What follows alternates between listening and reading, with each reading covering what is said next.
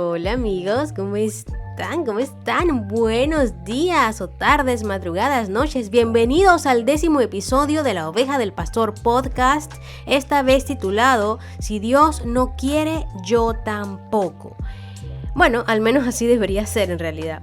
Y es que amigos, hay una porción bíblica que yo estuve leyendo y fue como una especie de despertar. Yo no sé si a ustedes les ha pasado a veces eso, que a veces de repente leen algo en la Biblia y pasa el tiempo y lo vuelven a leer y tiene un significado distinto o lo entienden de otra forma. Bueno, así me pasó a mí y seguramente yo ya había leído esto antes porque digo, están los evangelios. Entonces, evangelios digamos que es una de las partes bíblicas que uno más suele, en mi caso, pues más suelo leer.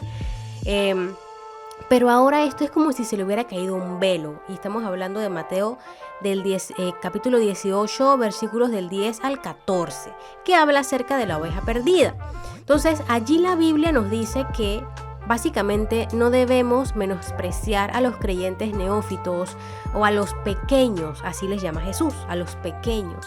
Y Jesús les llama así en referencia a que debemos ser como niños para entrar al reino de Dios. Ser como niños, de repente a veces lo pensamos como que, bueno, ser inocentes y así, ¿no? Pero también tiene mucho que ver con el significado de dependencia a nuestro Padre, así como los niños dependen de los adultos, de sus padres o de la persona que los cría. Bueno, así nosotros también, siendo como niños, tenemos que depender de nuestro Padre, que es Dios.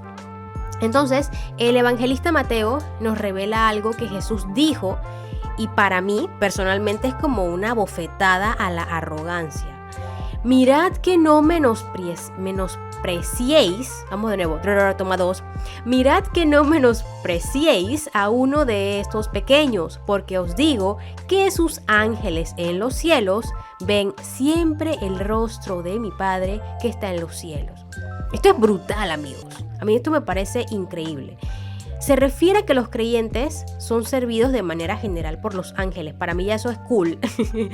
Ángel de la guarda, pobrecito, él debe estar conmigo hasta la guaya. O sea, yo le doy mucho trabajo a esos ángeles.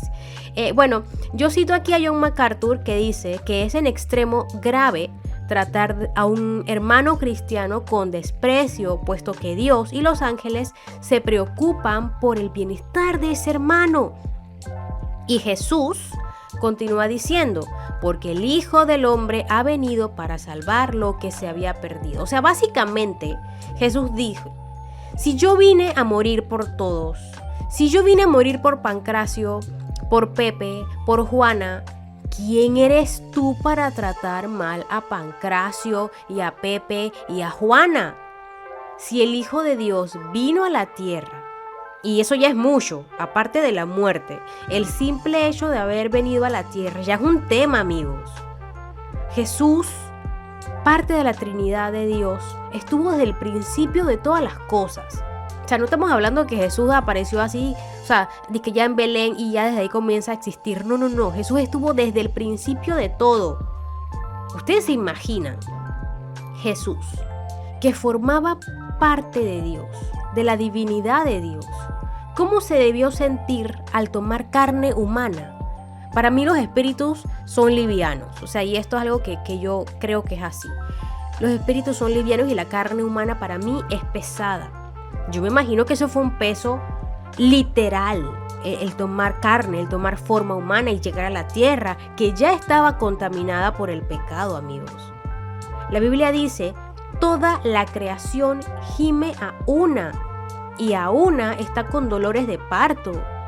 Y también nos dice Dios en su palabra en Romanos 8, toda la creación será libertada, o también la creación misma será libertada de la esclavitud de corrupción.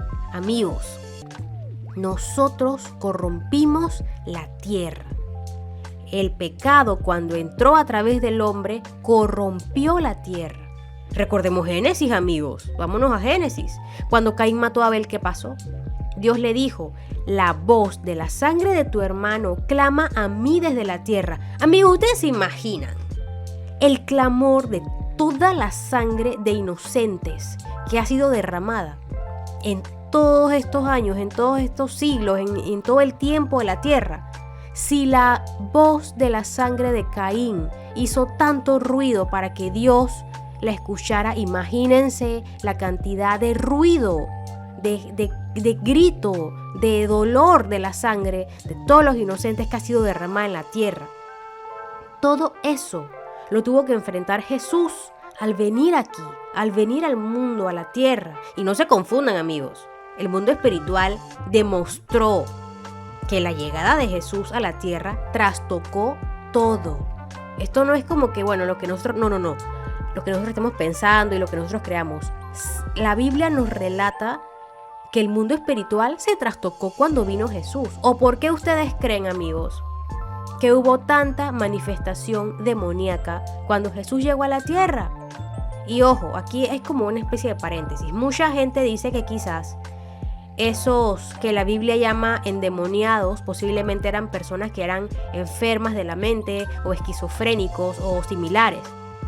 Pero no, la Biblia es muy clara cuando nos hace la diferenciación entre endemoniados y enfermos. Ella hace la separación entre términos.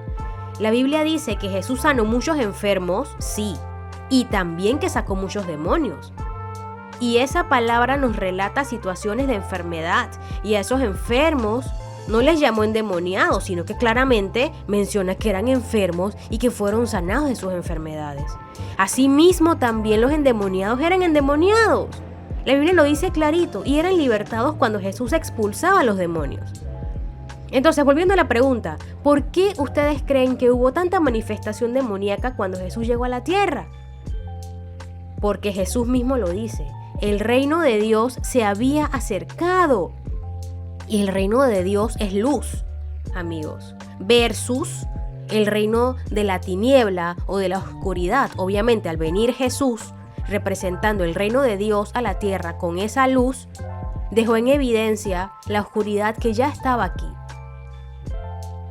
Vámonos a Mateos 8:16. Allí trajeron a él muchos endemoniados y con la palabra echó fuera los demonios.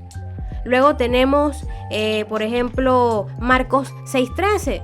Los discípulos echaban fuera muchos demonios. Marcos 9:17. Allí Jesús liberó a un muchacho endemoniado. Y este era un demonio fuerte, amigos. Este era un demonio, este no era cualquier cosa. Este demonio, la Biblia nos relata que echaba al muchacho al fuego y al agua para matarlo. Y los discípulos incluso trataron de sacar ese demonio y no pudieron. Luego tenemos Mateo 9:32, que Jesús sacó un demonio que era el causante de que un hombre estuviera mudo, y sacó al demonio y el hombre habló. Y además, los propios demonios dijeron o reconocieron quién era Jesús. Por ejemplo, Marcos 1:23, había un hombre con un espíritu inmundo en la sinagoga, ojo, en la sinagoga. Y ese espíritu inmundo le habló a Jesús: ¿qué tienes con nosotros, Jesús Nazareno? ¿Por qué has venido para destruirnos? Sé quién eres, el Santo de Dios. El mundo espiritual reconoció y sabía quién era Jesús cuando él llegó aquí a la tierra, amigos. Marcos 5:2, el endemoniado Gadareno. Oye, ¿pero qué me pasa hoy? Toma dos. El endemoniado Gadareno, que Jesús sacó la legión de demonios, ¿se acuerdan? Que después los echó en unos cerdos. Y estos demonios le hablaron también a Jesús: ¿qué tienes conmigo, Jesús, Hijo del Altísimo? Te conjuro por Dios que no me atormentes. Mientras que en Mateo nos revela que ellos dijeron: ¿has venido para atormentarnos antes de tiempo? O sea, ellos estaban claros de que iban a ser atormentados después. Pero aquí preguntaron a Jesús: antes de tiempo. O sea, el mundo espiritual reconoció la soberanía, la divinidad de Jesús. Es decir, el mundo espiritual tuvo una sacudida cuando Jesús vino a la tierra. Así que imaginen cómo se sintió el mismo Jesús, el santo, el perfecto, el puro, el limpio, el divino, al venir a la corrupción y la suciedad de la tierra. Todo eso para salvar a todos los seres humanos, incluso aquel hermano que no nos cae bien, aquel que tiene un carácter difícil, aquel que es de lento aprendizaje y que le decimos las cosas y no entiende y no capisce y no capta y es como que ¡ay! Aquel que es medio presumidito, aquel que, o sea, de todo, aquel que simplemente no nos cae bien. Jesús dijo que no es la voluntad del Padre que se pierda uno de estos pequeños. Y eso no es algo solo para los cristianos, amigos. Segunda de Pedro 3:9 nos dice: no queriendo que ninguno perezca, sino que todos procedan al arrepentimiento. Entonces, amigos, si Dios no quiere que nadie muera, que nadie perezca, y cuando hablamos aquí de muerte nos estamos refiriendo a la muerte espiritual, porque obviamente sabemos que todos tenemos que morir aquí en la tierra, nuestra carne tiene que morir. Por eso aquí nos estamos refiriendo a la muerte espiritual. Si Dios no quiere que nadie muera, ¿por qué nosotros nos empeñamos en señalar con tanto menosprecio o desprecio a otras personas? ¿Por qué dentro de las propias iglesias, que de hecho es donde deberíamos ser más conscientes de lo indignos que somos, es el lugar donde algunos se creen más santos que otros? Es decir, Jesús pasó por todo lo que pasó para que la gente se salvara y nosotros terminamos apartando a la gente. Y ojo, Jesús tuvo una muerte horrible y resucitó. Pero yo quise recordarles todo el tema de los demonios para recordarles que Jesús tuvo que pasar por un trastoco, no sé si esa palabra existe, un trastoco espiritual. Incluso antes de morir ya él estaba llevando un peso. Jesús pasó por todo esto. ¿Para qué? Dios no quiere que nadie se pierda, pero con nuestra actitud alejamos a otros de Dios. Hay personas que van a las iglesias, amigos, y luego se apartan y se van porque allí los hermanos o los tratan mal o los miran por encima del hombro, entre otras cosas.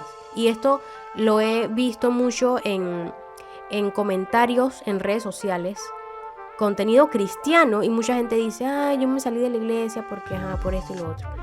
Yo quisiera regresar, pero siempre hay un pero.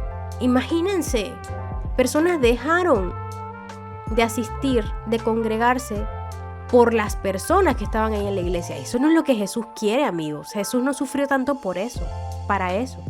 Pues yo también difiero en algo que es un dicho que he escuchado, que he leído por ahí últimamente, que, parafraseándolo, más o menos dice que si tú te fuiste de una iglesia por la gente que está allí, es porque nunca estuviste allí por Jesús. Yo difiero de eso, amigos, porque Jesús atraía a la gente a sí mismo y se supone que sus seguidores deben ser un reflejo de él. Entonces, el título de esto es: si Dios no quiere, yo tampoco. Ahora es: si Dios no quiere que nadie se pierda, yo tampoco. Amigos, esto ha sido el episodio 10. Oye, qué chévere, ¿no? 10 episodios de tu podcast, La Oveja del Pastor. Yo me despido y pues lanzo ese reto a que evitemos ese menosprecio y ese desprecio, y cuando veamos que una persona se está apartando o está pecando o alguien no nos caiga bien, recordemos a Jesús y todo lo que tuvo que pasar Jesús para que esa persona se salvara y para que esa persona fuera salva. Eso también es amor al prójimo. Así que, amigos, un placer haber compartido con ustedes el día de hoy. Recuerda que puedes seguirme en Instagram, La Oveja del Pastor Podcasts, y todos los links tanto de Spotify como de YouTube los encuentras allí en el Instagram y también en nuestra página web laovejadelpastor.com. Y recuerda que me encuentras en Spotify y en YouTube bajo el nombre La Oveja del Pastor Podcast. Amigos, que Dios nos bendiga mucho a todos, nos proteja, nos guarde y nos dé mucha sabiduría y discernimiento para enfrentar nuestra estadía aquí en esta tierra, amigos. Un abrazo y nos escuchamos en la próxima.